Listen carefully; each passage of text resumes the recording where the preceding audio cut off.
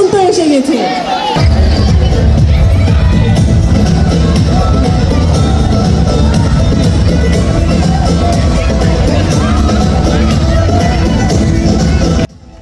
হবিগঞ্জ শিল্পকলা একাডেমি অনেক সুন্দর আয়োজন করা হয়েছে। আসলে আপনারা না আসলে বুঝতে পারবেন না। শুভ নববর্ষ সবাইকে আমার পক্ষ থেকে।